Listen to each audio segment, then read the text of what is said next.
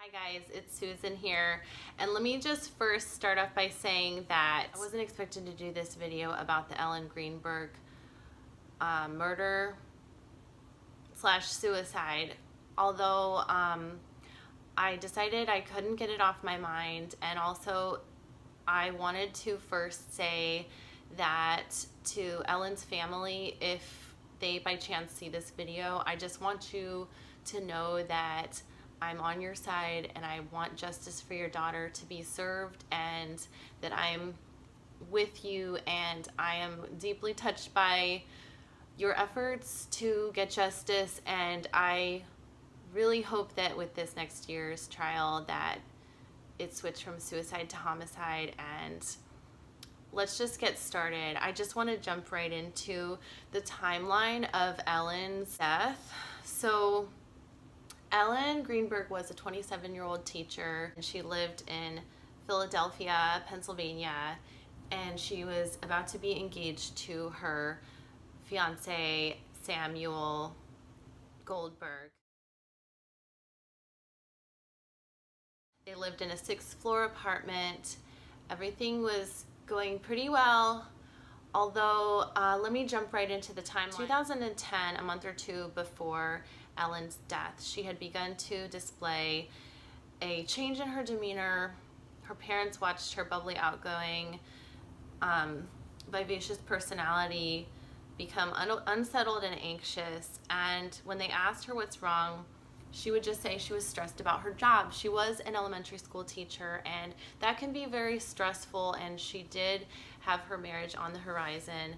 So she went to see a therapist, Dr. Berman, on January 19th in 2011. Communications about her life. She didn't talk about any abuse. She just talked about her depression, and she had just sent the wedding invitations in the mailbox, and this was 4 days before her death. So she had seen her therapist, and January 26, 2011, Ellen was found in her apartment, stabbed 20 times in her chest and stomach and her neck. So let's quickly jump to the day of her death. So January 26, 2011, at 4:45 p.m., her fiance, Samuel Goldberg, they were together on their 6th-floor apartment until about 4:45 p.m. when he went to use the gym in the complex. He returned a half hour later to find himself locked out of the apartment. The apartment had a swing bar lock that was engaged from the inside, and this is what he told police. So he came to find that the door was locked after he had gone to the gym. So then at 6:33 p.m., he was locked out for a couple of hours, and I believe he went to go find the maintenance man of the complex to let him in.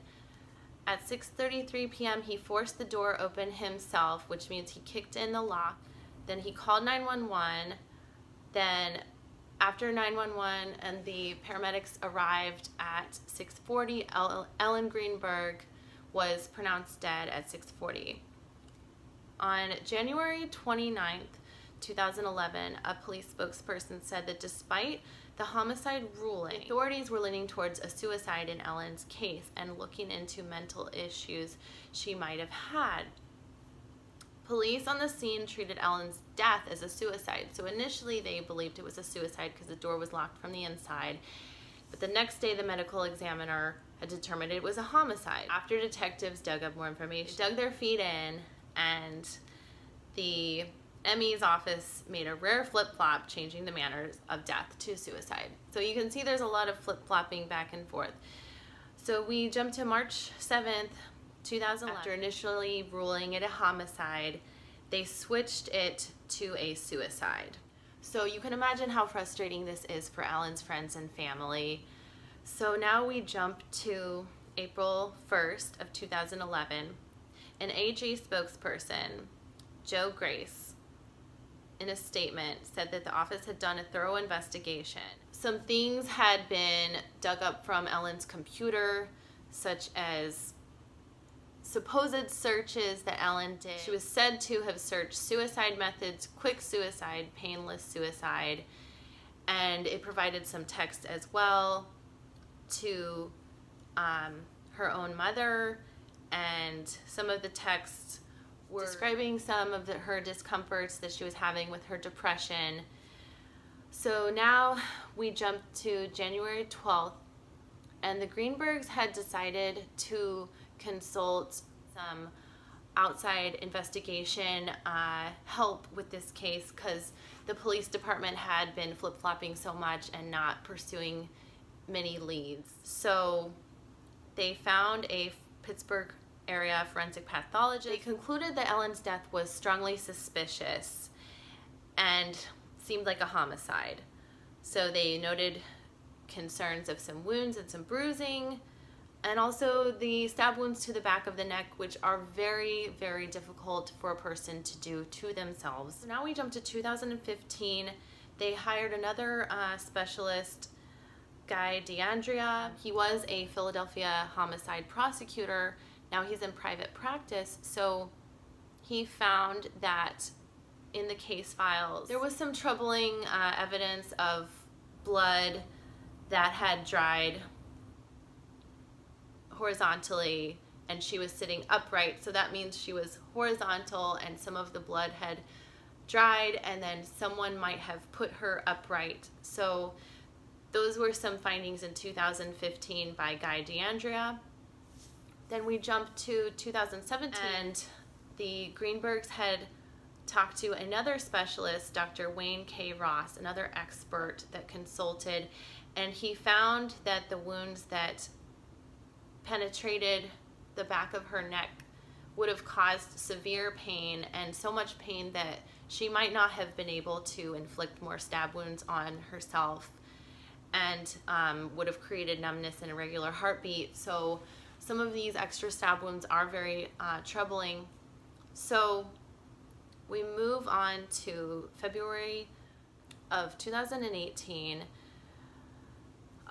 This is when the Greenbergs had become aware of these searches that were supposedly done by Ellen's computer, and that, according to the Inquirer.com, was like a kick in the stomach. They didn't have access to these case files, and these findings of the searches that were put on her computer and all of the things that made the police rule it a suicide, it was like a kick in the stomach. So 2 steps forward, 2 steps back.